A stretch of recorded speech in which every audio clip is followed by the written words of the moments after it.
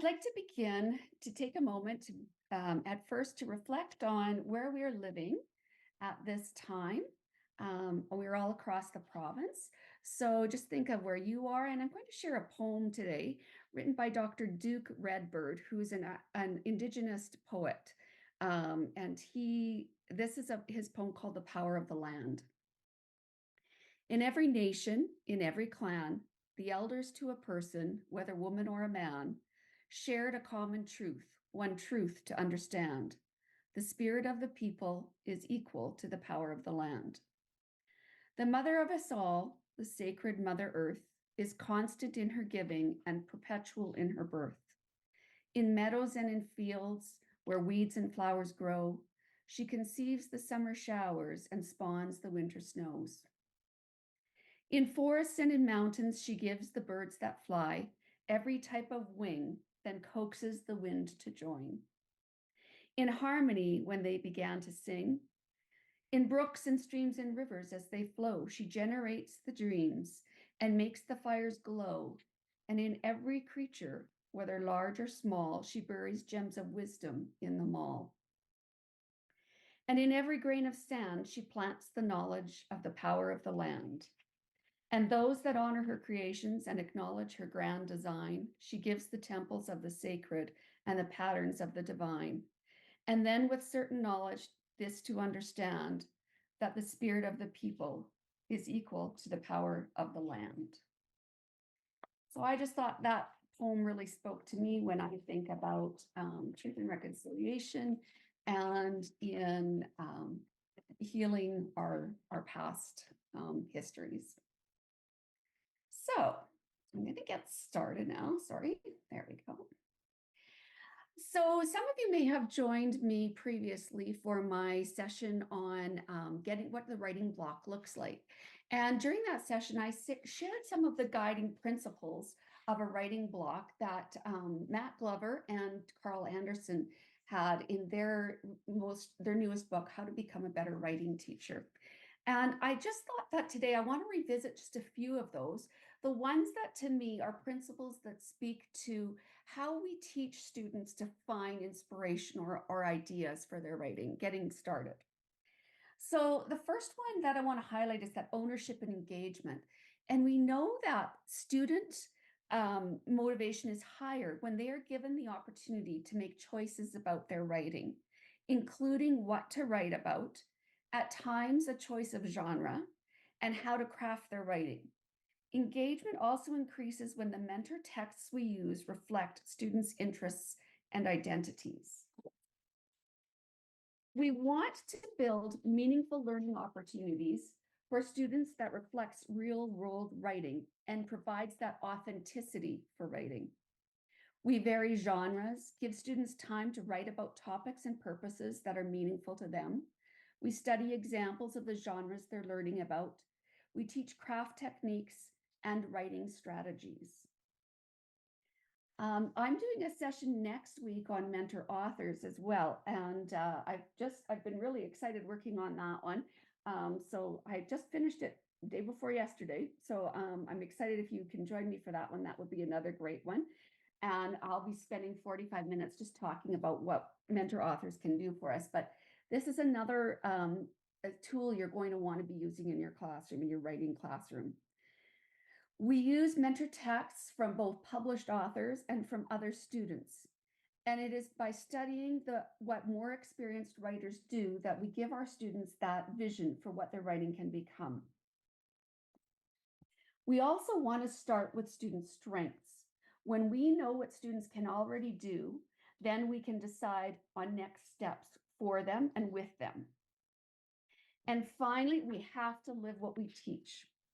Almost does nothing more to sustain a culture of writing than a teacher who writes with students, thereby underscoring the importance of writing and also allowing students to see the process or one writer's version of it as it unfolds. And this was cited in mentor texts by Linda Dorfman and Capelli in their book. And it really speaks to me because we can use our writing as sources of inspiration for our students. And it is by them seeing our struggles, what we need to do, and guiding them through that process, that how we get ideas that really helps them to capture the power of their own life. So I'm going to start with some general advice. When I was a student, I hated writing. I believed that good writers just had ideas floating around in their heads, or they looked up in the sky and like a thunderbolt, ideas struck them. I was not one of those people. Nobody ever taught me how to mine my own life experiences, my personal areas of expertise and interest to generate topics or ideas for writing narrative, informational, or persuasive texts. I didn't learn to do this until I was actually in the middle of my teaching career, and I attended a summer writing institute.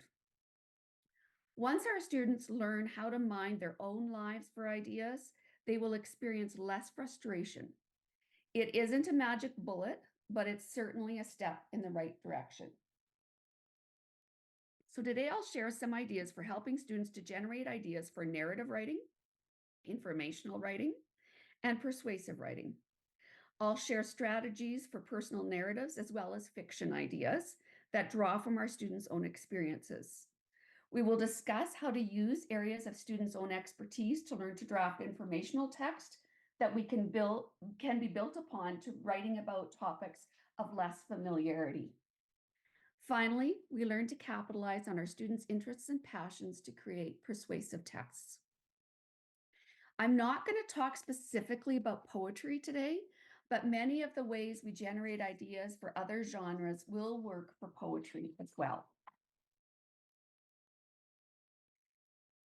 So when I'm talking about narrative writing today, I'm going to focus on just two areas, personal narrative and then fiction. I generally start my year, or now that I'm retired, I guess I don't start it now, but I generally started my year with personal narrative writing. And so one of the best strategies I have for this is thinking about a person that's important to you. So you tell your students, think of a person that matters to you. Remember times with them that are small moments that were especially meaningful or stand out in your memory. Maybe they were funny, maybe they were exciting, maybe it was a sad time. I want you to list small moments that you remember sharing with this person. Then we choose one and we write that memory bit by bit. Now, I actually model this in front of my students. So I could do this. I'll just do it in what we would call writing in the air with you this afternoon. So I remember my mom is a very important person to me. And my mom, when I was a little girl, I had two older sisters and they were in high school. So it was just me and mom at home. And my mom went to the hairdresser every Friday to get her hair done. And she would take me with her, and I would get my hair done at the same time. And then we would go to the Woolworths counter for French fries after. So I could write that small moment about my mom. Oh, I remember one time when we were going to Hawaii as a family, and my mom forgot to bring my birth certificate and her birth certificate with her to Calgary. We lived in Saskatoon, and we weren't going to be able to fly with our family the next day to Hawaii. So she had to get our neighbors to go to our house, get her wallet, send it on the next flight to Calgary. We had to drive out to the airport and get it. So those are just some examples. I would do that out loud with students, and then I would be just jotting them down as well. And then I'd pick one and I'd start to flesh it out for them. I wouldn't spend more than 10 minutes doing that because that would, you just want your mini lesson to be mini. But that is one strategy that is quick and easy for kids to do. And they can always think of another person. They can keep adding memories as they come to them. If they have a brainstorming sheet or a writing notebook. This is another strategy that you can use, and it is creating a map. So it's thinking of an important place. So you do very much the same thing as you did with your person, but in this case, you draw a little map of the place. So you think of a place that matters to you, draw a map of that place, and jot times you remember happening there. Choose one and write the whole story. So this is my house. And here I just have like these are quick sketches. So when I knelt on a bee in the garden, Lauren spilled oil all over the floor. When I tripped on Lego and um, dislocated my thumb. So I just have different places in the house and I just draw a quick little stick figure with a couple of words. And this is something, again, that students can create these maps in either a writing notebook or if they've got like an idea book of some sort, and just jot different things down. Maybe it's their backyard, maybe it's the school playground, maybe it's the classroom. You could even do that, as a shared writing with your class, and you could think of things in your classroom. And if you have any questions at any point in time, either put them into the chat or feel free to unmute yourself and just join me. You can ask a question at any point in time. This comes from personal narrative, mapping the heart. So this is actually a strategy from Georgia Hurd that Jennifer Saravallo has in her book, the Writing Strategies book. Georgia Hurd wrote about this in 1999. She actually has a whole book just on using heart maps in writing, and it was published in 2016. It is a strategy that's become popular with many teachers. So what you do is you draw a large heart in the center, and then you write the names of topics or sketch pictures to remind you of topics that are close to your heart. You can think of people, places, things, and so on. So I just have the start of one here where the closest to my heart are my husband and my kids. And then I have some really great friends. So I've listed them, and I can think about things that I've done with them. My family's trip to Osoyoos when we played Rings of Death. Um, Dwayne losing his credit card in the ocean. So just different times, like we like to travel. So the Great Wall in China, being stuck in Peru, getting to Machu Picchu, losing our dog. So you can just break it apart, and you can have kids they can create all kinds of heart maps. So they could do a heart map just of a person. They could do something similar for a place. So this is another strategy that is helpful to have students keep in either a writer's notebook or an idea book of some kind, or a writing folder. You can also begin with strong feelings to get ideas for personal narratives. So you could just create a chart. I like using emojis just to have visuals, especially helpful for our second language learners, our students who are perhaps a little more striving. Giving them that visual image is helpful. So you could list some feelings, like as a class, talk about feelings. You might do that in your health and wellness.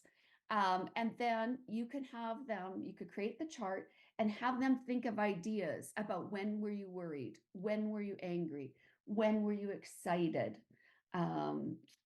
like whatever feelings you come up with. And then they always have a place they can go to come up with an idea as well.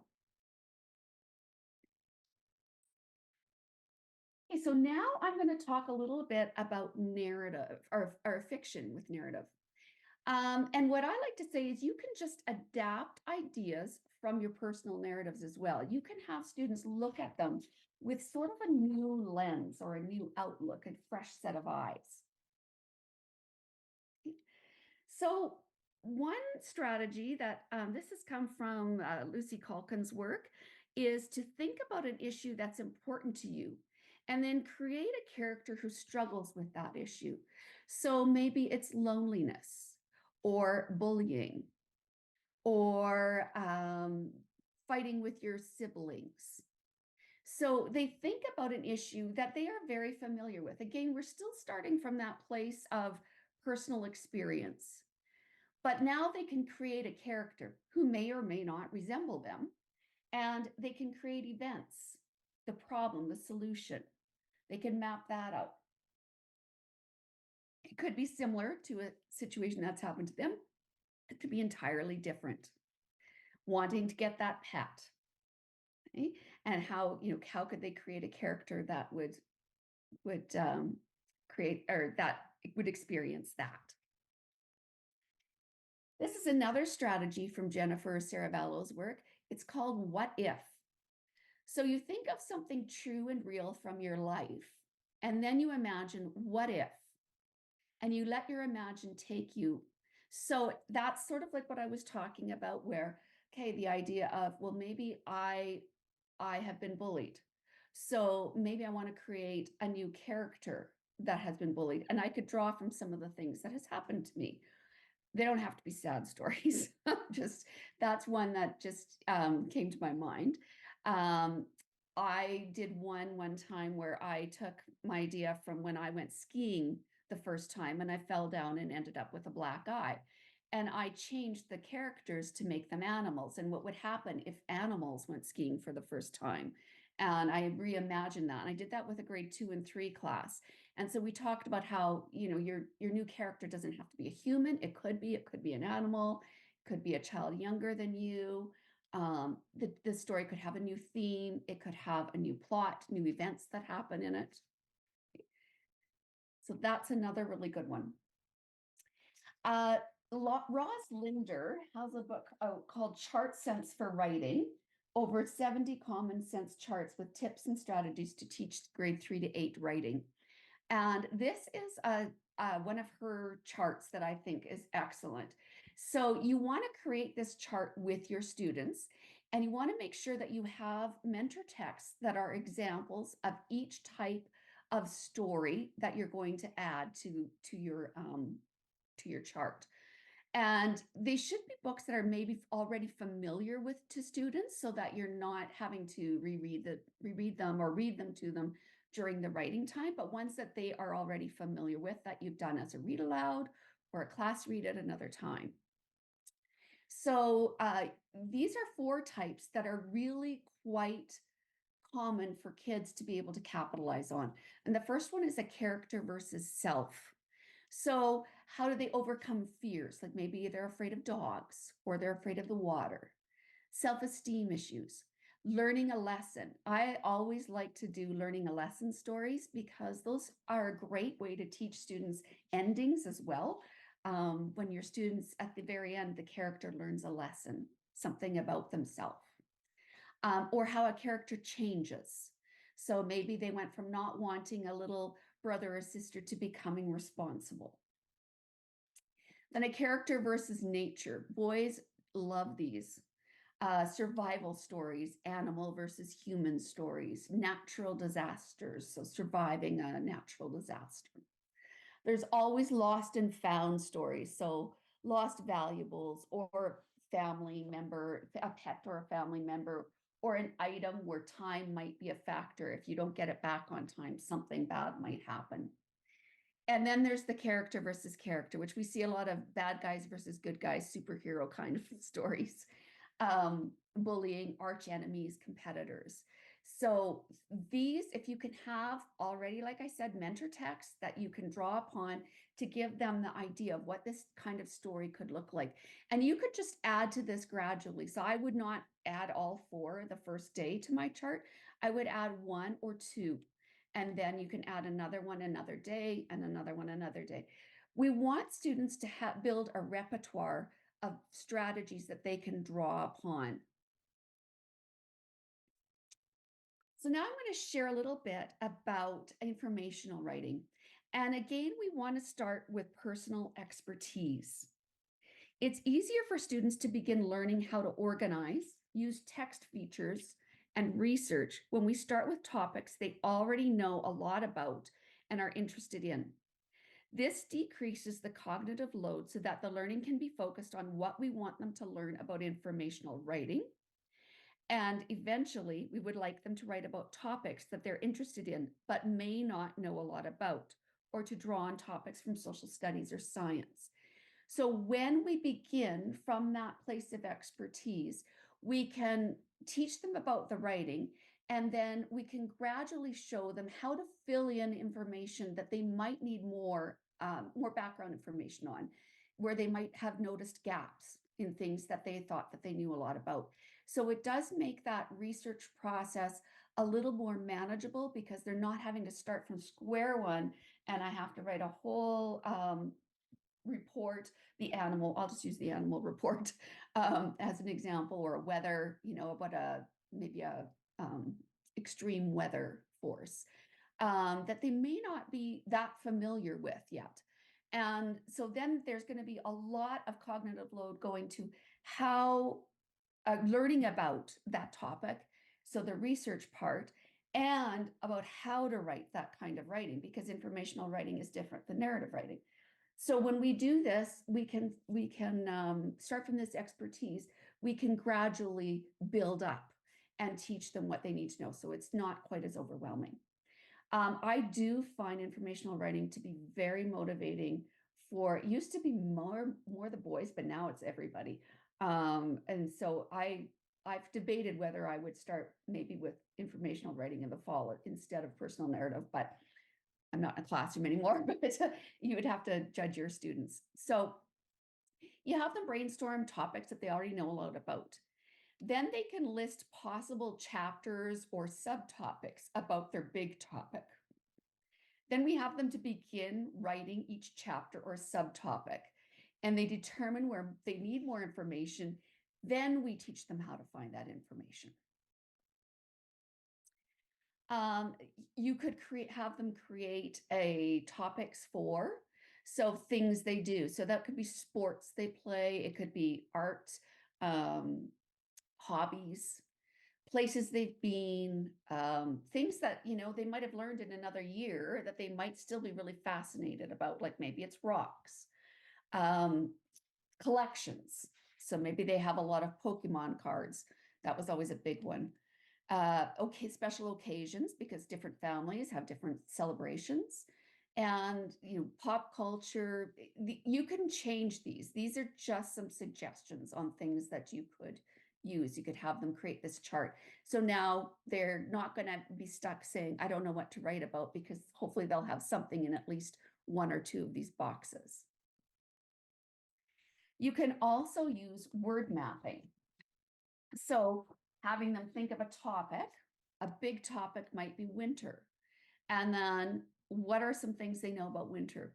So celebrations, winter celebrations could be its own whole book. It wouldn't have to be part of a winter book. It could just be a celebrations book. They could write a winter weather book. You could do sports. This is just a quick idea, but it'll help you get, a sense of what you could do with word mapping. Okay. Persuasive writing. We want to start from areas of personal interest or passions. We have to model for them things that we might be very passionate about. And sometimes it's helpful for students to work together on a common issue to begin with before we have them go off and write on their own issue.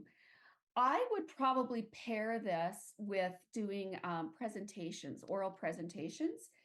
When you look at some of the text forms that are in our new curriculum, it would definitely fit in there. They could do speeches. They could write letters, editorials, opinion pieces. So there's many ways you could incorporate that. And you could even do it within conjunction of a science unit of study or a social studies unit of study as well. So here's a strategy called Writing to Change the World from Jennifer Saravallo. So you have your issue, your audience, and then what text form do you think you'd like to use? So I think that doing something like more recess equipment, if you had students work together on that, and maybe they could make a presentation to the principal or write a proposal to the parent council or a letter. That to me, it's giving them an authentic audience for one thing, and we can capitalize on that working together before they start working on something of their own. So building that gradual release of responsibility. And of course, if they can go to an even broader audience, that is really an example of real world, that writing is not just something we do for school, but something that is done in the real world. Okay. This is another great one from Jennifer called Be the Reporter. So here they're going to have to be developing those questioning skills. So they might, to get an idea, ask somebody they know if they have any problems that they think need solving. Can you think of something you wish were different, something you'd like to change? And can you think of something that I can help you with? And remember to write that down. Okay.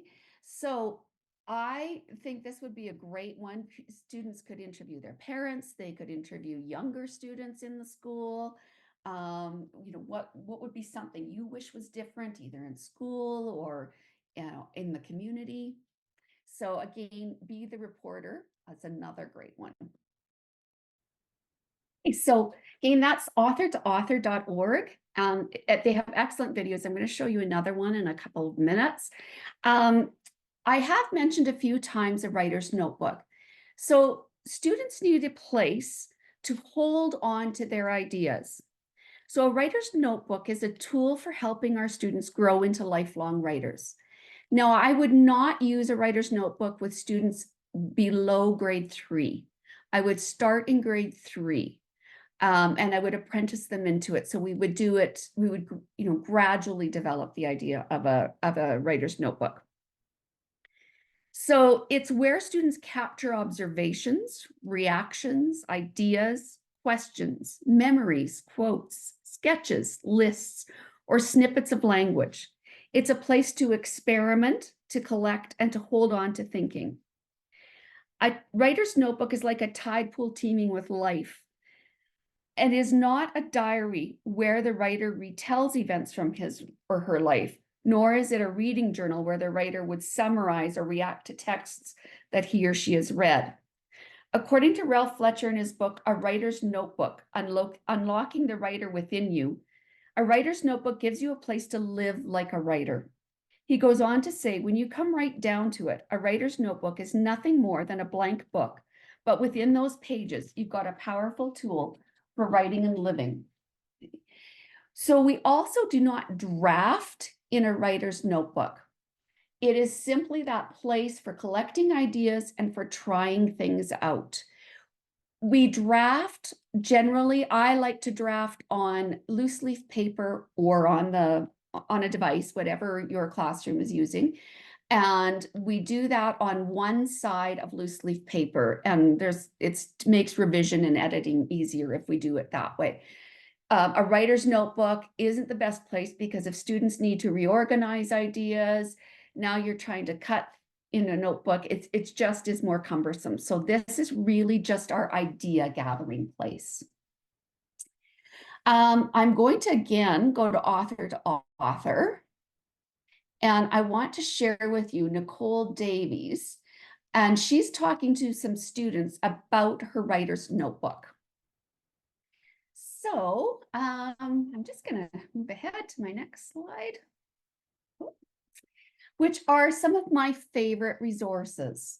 So you've seen I have referred to Jennifer Saravallo quite often. I love her writing strategies book. It breaks down into different areas when you're working on writing. And so, some depends on the age of your students, but like generating ideas and collecting ideas is where I drew a lot of these from, a lot of ideas from today. Then there's Roz Linder's book that I mentioned, Chart Sense for Writing. And these are two texts by Ralph Fletcher that are written really for kids. So when I taught grade 4 and 5, I did share these with my students, and they really enjoyed the book. So there's How Writers Work, and there's also a writer's notebook where he talks about how he uses his writer's notebook.